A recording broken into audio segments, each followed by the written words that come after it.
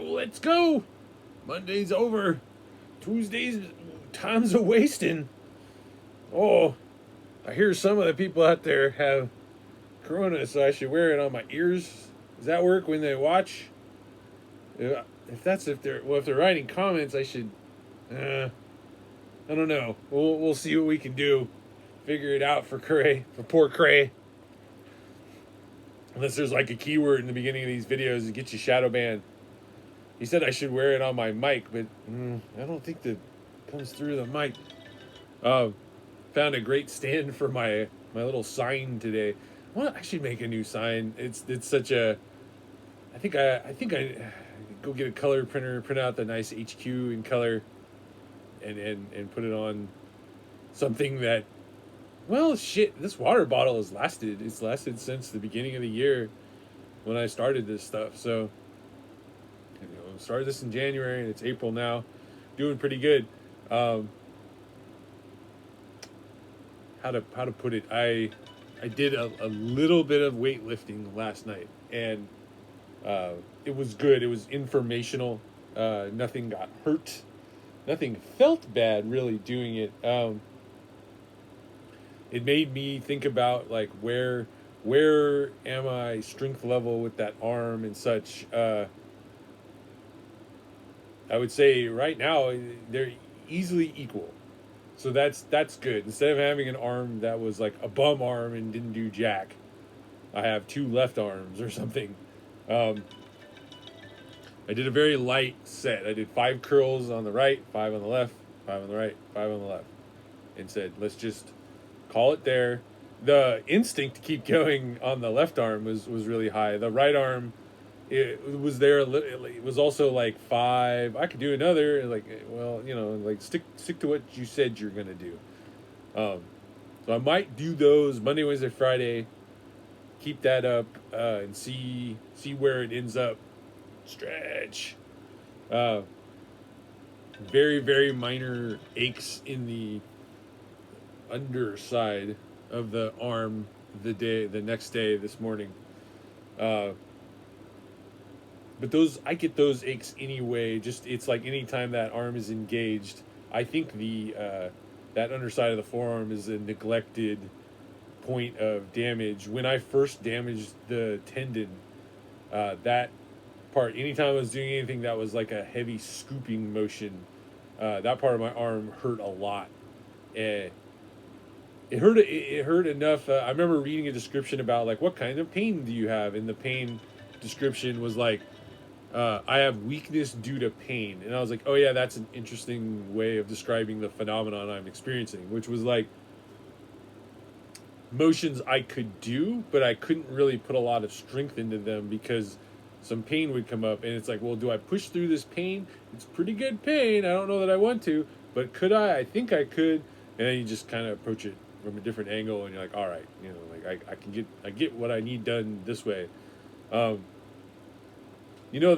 one of the things early on when I hurt my arm was like the hugging motion of like carrying like laundry. That if there was enough laundry for it to be like of an awkward size and heavy, that legitimately was difficult in a similar way, and get a little bit of pain, feel like I can't quite handle the load because I don't want to push anything and damage anything. I think that muscle could really use some activity to push him to recover and stretch and feel out. Especially that once we diagnose the muscle adhesion for the forearm, the top of the forearm, where the forearm basically right next to where the tendon attaches. And we just did for about a week. It really didn't take too much. All we had to do was really put like good pressure on the painful parts of the muscle for 30 seconds once or twice a day.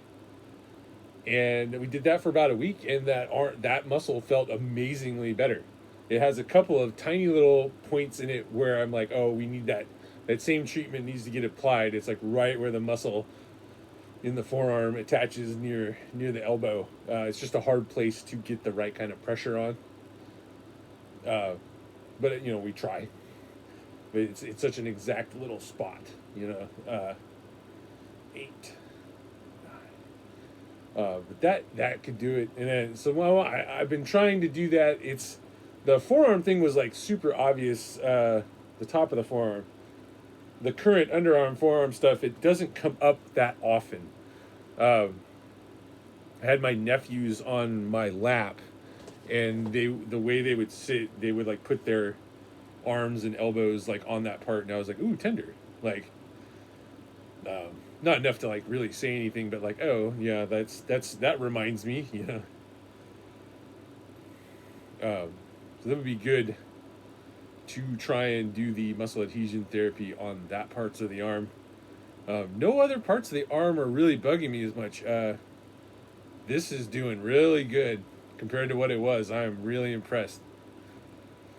That arm out motion. I was getting a lot of pops and bullshit, and now it's significantly decreased. It still happens, but when it happens, just doing that motion tends to. Number one, the pops are never as big as they were. They were really big one time after about 2-3 weeks into the therapy. On that parts of the shoulder, I was like, I went up and I was like, yeah, it doesn't like pop anymore. And then I brought it down. And I was like, kapoop! I'm like, what? Woo! You know, I was like, did you hear that? And she's like, I think I did. Like, well, you know, if you think you heard it like 8 feet away in a room with music and shit playing, it's like, you know what I was feeling. You know something happened. That's really frustrating, right? Because a lot of this stuff is like, you have to go describe a feeling you're experiencing to a physical therapist, and like I'm sure at some point the frustration can build up to like, are you really feeling anything? Yeah. My poor therapist the other day when I mentioned the underside of the forearm had some aches and pains, was like, geez, like you have no problems in the surgical site, but you have all these problems around it. And I was like, yeah, I mean, that's legitimately true, you know. We're down to 1 day a week, so it's still, you know, it's tomorrow, the day after that, and then Friday we'll go in the afternoon. So I might do a late one on Friday just so I can come in with a fresh mind and talk about what went on at the therapy. I'm sure we'll be throwing the ball around and maybe walking upstairs on our hands and stuff again. Really challenging stuff. I hope, hopefully I get some goddamn good rest this time. Yeah, that Friday time, it works out a lot better for a lot of our like recording and video and stuff. A lot of other projects I have going, but as far as like workout schedule and stuff, it's like, ooh, that's in a rough spot because I'm not gonna want to walk around for like 7 miles and then drive there and do PT. I'm gonna be fucking tired if I do that. So I have just generally been gravitating to late night workouts again. That's how I originally did it when I first lost 100 pounds. It was all just nighttime stuff. And doing good. Have cut about 2 pounds this week. And hopefully, yeah, I'd like to get down to 275. Next week should do that. And then, you know, do the grind for the next, you know, 20-25 pounds off of that.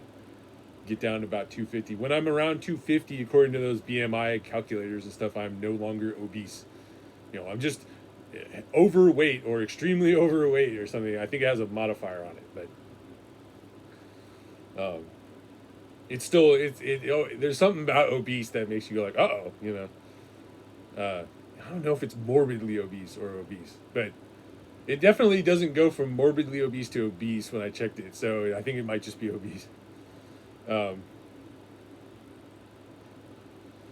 Got a IT gig I need to get scheduled this week, and it's a tough one because Wednesdays are family day. Hard to schedule anything there. Maybe I could get it done, but that's tomorrow, and I don't know if they're available to get it done tomorrow. Thursday is what we call burrito night.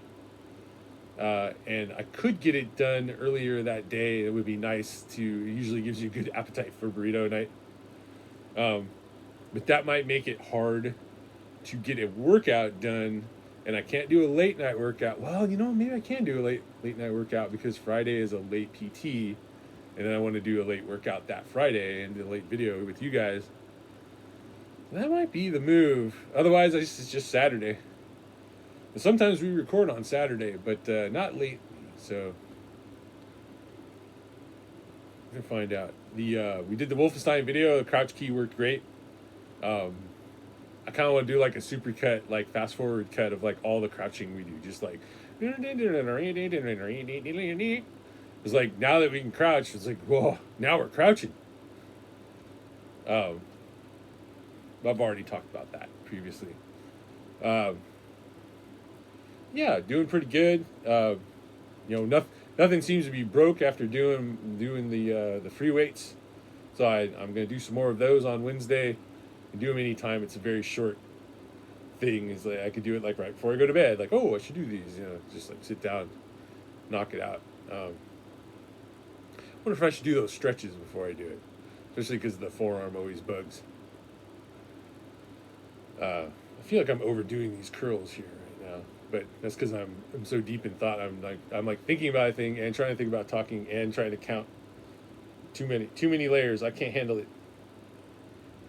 10. So yeah, I'm gonna go eat a big old orange. Try to go for a walk before my wife gets back from her thing. I'm like looking like, is that her? Oh, I'm too slow. So let's cut this off, get going, and we'll get some more check-ins tomorrow.